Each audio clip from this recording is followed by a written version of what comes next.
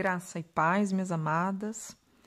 Hoje a ministração vai ser feita por mim, Marisa, e o tema, a pergunta de tema é: por que estamos no deserto?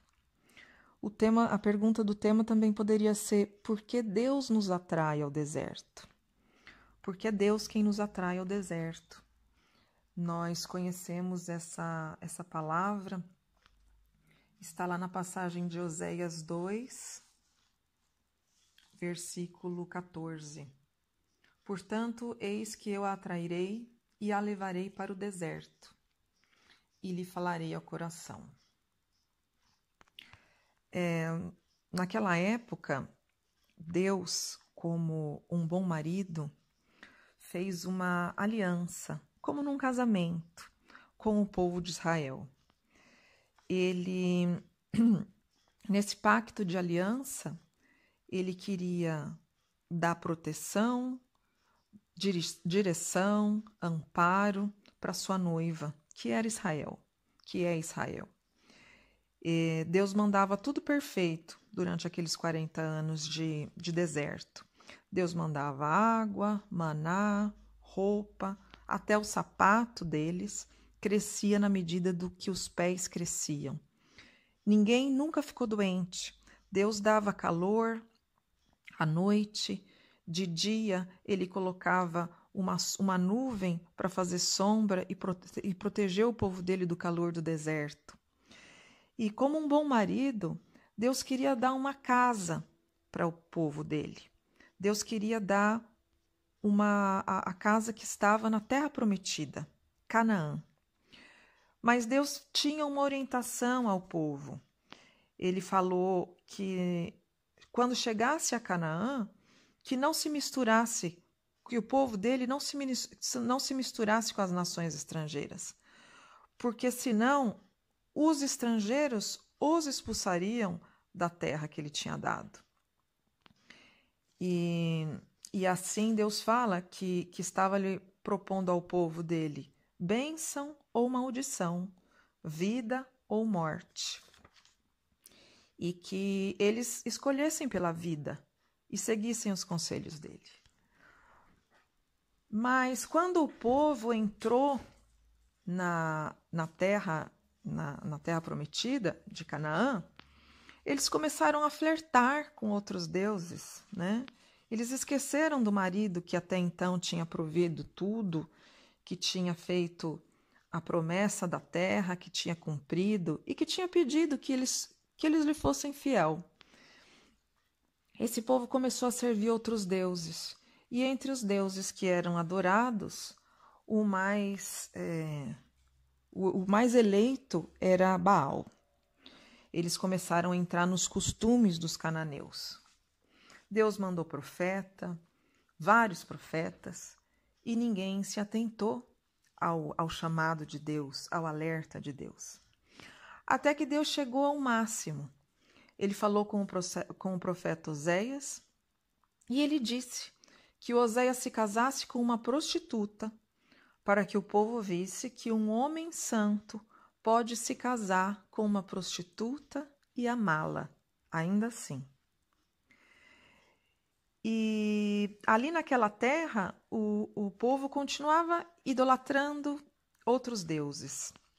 E tudo que Deus provia na terra prometida, eles falavam que era de Baal. Que o trigo amarelo, tão rico, tão saboroso, que a terra dava, era Baal quem provia. Que aquele sol tão ótimo que fertilizava a terra, era tudo proporcionado por Baal. E vendo tudo isso, vendo essa adoração a esses deuses falsos, Deus veio nessa fase onde fala aqui o versículo 14, e fala que, tendo chegado a isso, ele atrairia o povo dele ao deserto.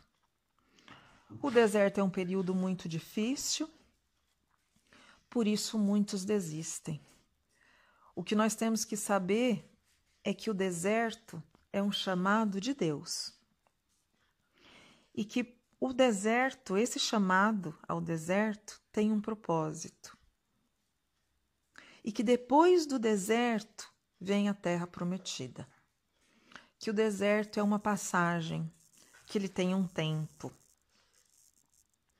Deus nos atrai para o deserto para falar ao nosso ouvido. Porque quantas vezes nós esquecemos que somos propriedade de Deus? Quantas vezes a gente, de acordo com o nosso dia, com os nossos jeitinhos, a gente começa a agir de acordo com o nosso braço, a gente começa a agir, a se proteger, de maneira a tentar se proteger por nós mesmos, a tentar guardar o nosso pela nossa força, com ciúme, com palavras muitas vezes que fazem dor às outras pessoas, mas porque a gente tem medo que alguma coisa nossa seja perdida ou que seja exposta. Quando Deus vê que nós estamos agindo pelo nosso braço, ainda que nós pensemos que nós estamos agindo por amor, entre aspas, muitas vezes, nesse momento, Deus vai nos chamar ao deserto. Deus nunca manda doença, Deus nunca manda uma separação de um relacionamento, de uma família. Mas Deus pode permitir uma separação, Deus pode permitir uma falência.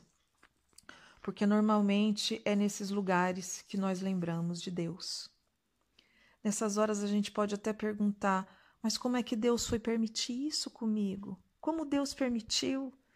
Eu tenho filho pequeno, eu estou grávida. Deus permitiu que meu marido saísse de casa. Deus permitiu a doença entrar na minha casa. Vocês viram, amados, como nesse momento a gente lembra por que Deus. Então a gente lembrou de Deus nesse momento. Então muitas vezes nós precisamos ir ao deserto para que nós lembremos de Deus. Muitas vezes nós estamos acostumados a dar um jeitinho, achando que, já que a gente tem a promessa de Deus, não custa a gente dar um jeitinho para resolver as coisas. Foi assim que aconteceu com Jacó, irmãos. O Jacó era um homem abençoado, mas ele tinha tomado a bênção por um jeitinho. Ele tinha enganado o pai dele, ele tinha enganado o irmão dele. Ele agia segundo o braço dele. Ele recebeu muitas bênçãos, mas chegou um momento que ele admitiu diante de Deus, quando Deus perguntou para ele, quem és tu? Ele disse, eu sou Jacó. Quando Deus pergunta para ele por que ele é Jacó, Deus sabe todas as respostas, minhas irmãs. Deus nos faz perguntas para que a gente reflita nas respostas. E quando Deus perguntou para Jacó quem era ele, qual o nome dele, Jacó respondeu Jacó, admitindo, porque Jacó quer dizer enganador, trapaceiro. Dessa forma, ele admitiu perante Deus que ele era um trapaceiro e um enganador. E Deus, naquele momento, lhe deu outro nome. Ele disse, tu és Israel. Porque Deus tem um nome específico para cada um de nós. Mas Ele só vai dar esse nome quando nós admitirmos o nosso eu falho, o nosso eu que age pelo nosso braço e que nos afasta muitas vezes de Deus. Deus tem coisas maravilhosas para nós. Ele já tinha o nome de Jacó como Israel antes dele nascer. Mas ele só mudou o nome dele quando Jacó admitiu perante ele que ele era Jacó, porque ele era enganador e ele agia pelo braço dele. no inciso 31 do capítulo de Oséias, ele fala, Deus traz assim na Bíblia, e nasceu-lhe o sol, e ele estava com a perna manca. Jacó era um homem. Quantas vezes o sol já tinha nascido para ele? Por que Deus fala, e nasceu-lhe o sol, e ele estava com a perna manca? Porque a partir daquele momento, Jacó era Israel, ele era um novo homem, e por isso Deus diz, nasceu-lhe o sol. Porque a partir do momento, irmãos, que nós mudamos, que Deus muda o nosso nome, que Deus põe a essência dele na nossa vida, as circunstâncias também mudam. Eu vou falar das circunstâncias mudarem falando sobre a passagem bíblica, porque Esaú foi enganado por Jacó. O irmão dele, Esaú, foi enganado por ele. Jacó acabou pegando como o título de primogênito por um golpe que ele deu no irmão dele.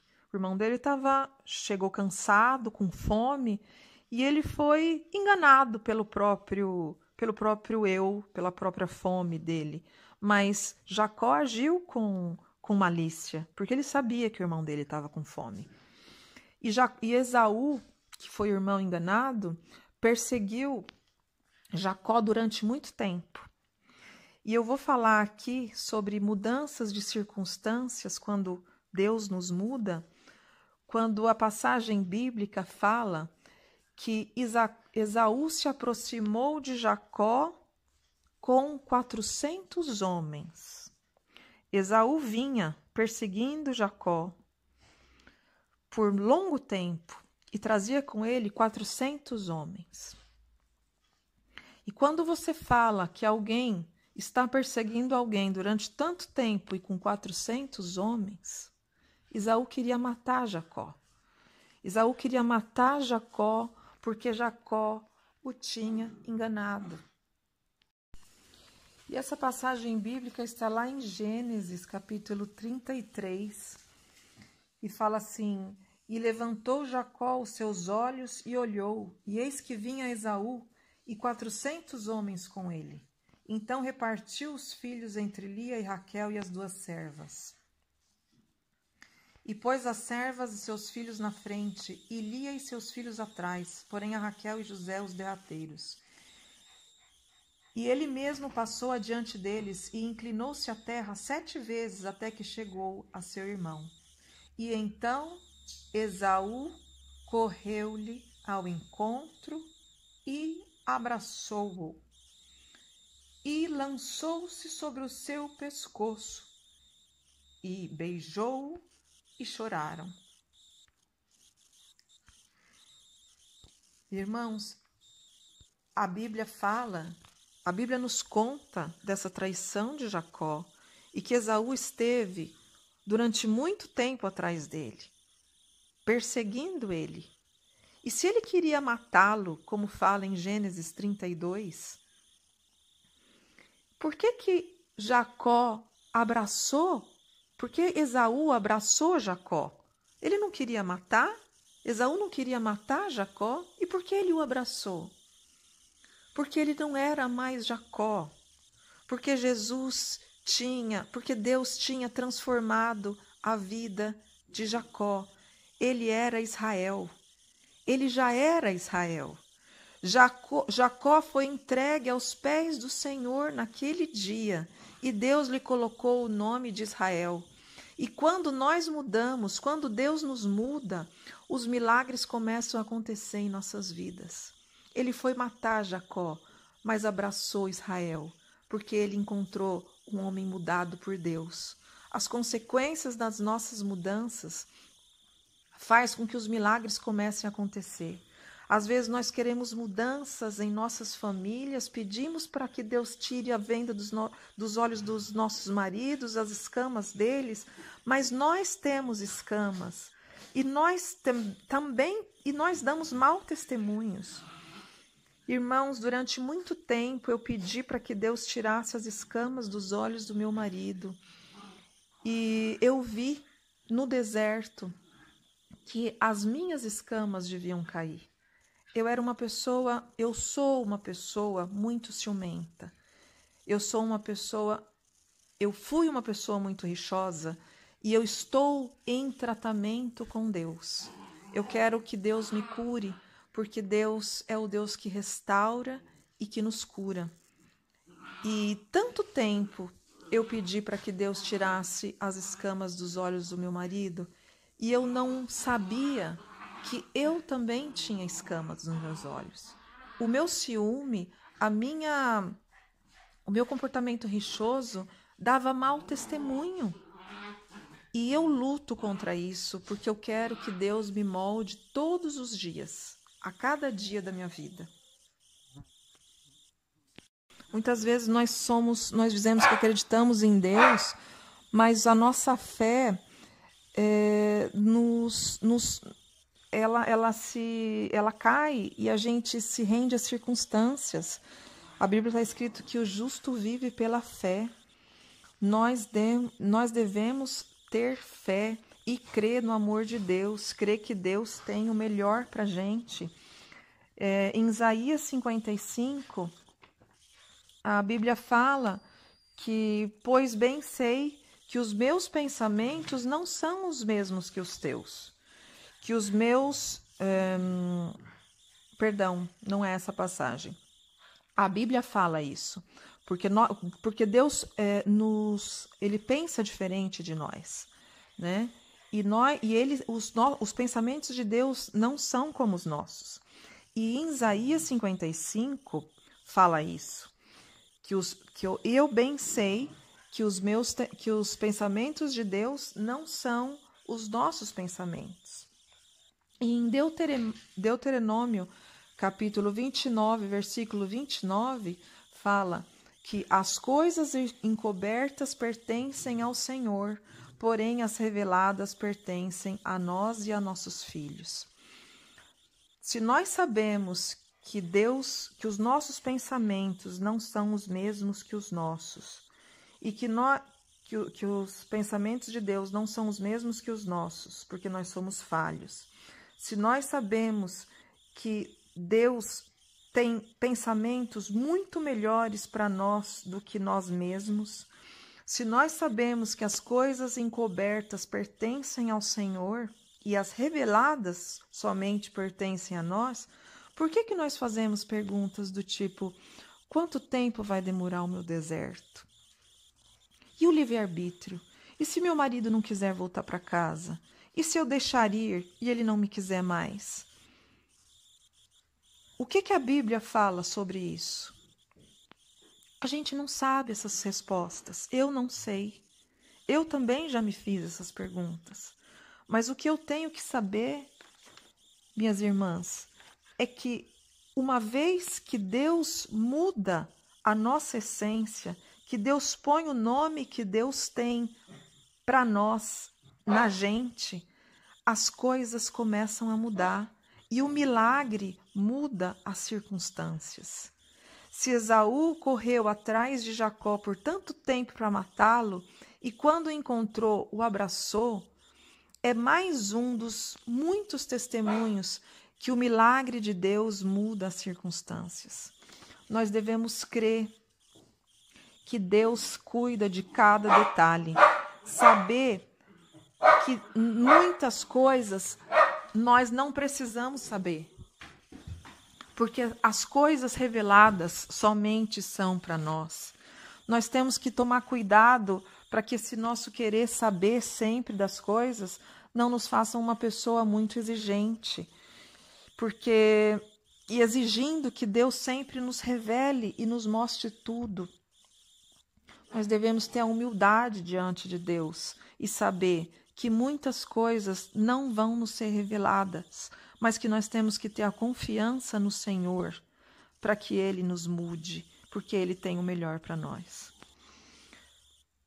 O deserto pode ser um tempo difícil, porque é um tempo de escassez muitas vezes, mas nós sabemos que por amor Deus nos chama ao deserto, para que nós não demos, para que nós não venha a dar glórias ao mundo, e sim a Deus.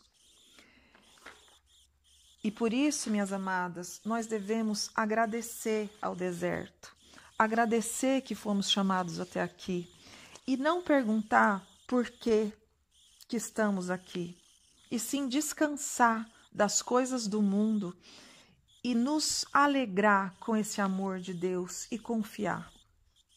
Nunca vamos perguntar mais. Façamos esse propósito com Deus de não mais perguntar por que o deserto, e sim dizer: o que queres de mim, Senhor? Eis-me aqui. Faça de mim, dá-me o teu nome, faça de mim o teu vaso, de acordo com o teu moldar.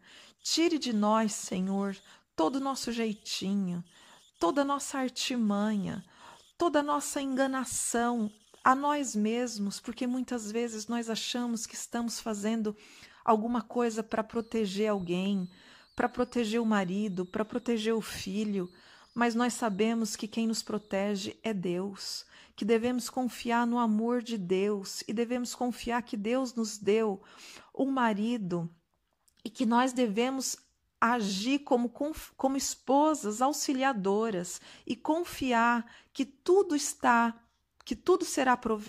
que Deus nos dará a provisão de tudo, como fez ao seu povo no deserto. Ó Senhor, venha nos moldar, nos cure o nosso interior, cure a nossa alma, nos faça, Pai, sentir o amor que vem de Ti, Senhor. Nos faça, Senhor, aceitar as dores que muitas vezes nós temos que aceitar, porque a mudança não é só com cócegas, às vezes as mudanças doem, muitas vezes as mudanças doem. E nós sabemos que pessoas que nunca foram expostas ao sofrimento, normalmente são pessoas que não fortaleceram o seu caráter sob o olhar de Deus, sob o cunho de Deus. Pessoas que não foram expostas ao sofrimento são pessoas normalmente que não têm compaixão com a dor do outro, que não sabem entender o que o outro... o pecado que o outro cometeu, normalmente que exerce com mais dificuldade o perdão. Então, meus irmãos, nos gloriemos com esse chamado de Deus ao deserto e que Ele forje em nós o seu caráter. Em nome de Jesus, Senhor, eu clamo a Deus que esse deserto nos dê a tua figura, que o Senhor faça o teu rosto resplandecer sobre nós e que ponha, Senhor, a tua graça em nossa vida. Em nome de Jesus, eu creio e profetizo na minha vida e na vida de cada um, que nesse deserto, muito proximamente, o Senhor nos abrirá a porta da terra prometida. E nós entraremos e nós seremos Israel e não mais Jacó, para a honra e glória de Deus. Amém.